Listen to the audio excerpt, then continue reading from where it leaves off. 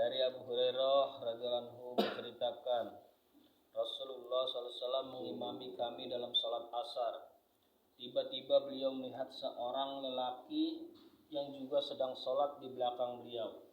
Lalu beliau bersabda, "Hai fulan, takutlah kepada Allah dan kerjakanlah salatmu dengan benar. Apakah kalian mengira bahwa aku tidak melihat kalian? Sesungguhnya aku melihat dari arah belakangku, sebagaimana aku melihat dari arah depanku. Oleh karena itu, lakukanlah salat kalian dengan benar dan sempurnakanlah ruku dan sujud kalian." Hadis riwayat Ibnu Khuzaimah dalam Sahihnya. Keterangan, Rasulullah SAW dapat melihat sesuatu dari belakang punggung beliau. Ini adalah salah satu di antara mukjizat Rasulullah SAW. Berikutnya dari Wa'il bin Hijr radhiyallahu anhu berkata, apabila Rasulullah SAW ruku, beliau merenggangkan jari-jarinya, dan apabila sujud, beliau merapatkan jari-jarinya. Hadis riwayat Tabrani dalam Al-Kabir dan isnadnya Hasan. Majma'ud Jawaid.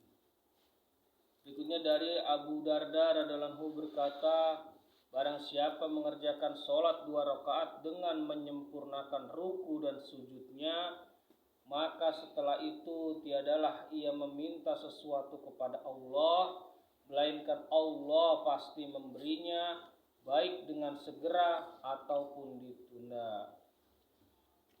Berikutnya dari Abdullah Al-Asy'ari radhiyallahu anhu berkata, Rasulullah SAW bersabda, perumpamaan orang yang tidak menyempurnakan rukunya dan yang tergesa-gesa dalam sujudnya seperti seorang yang lapar yang makan 1 atau 2 butir kurma, yang sama sekali tidak cukup untuk menghilangkan laparnya.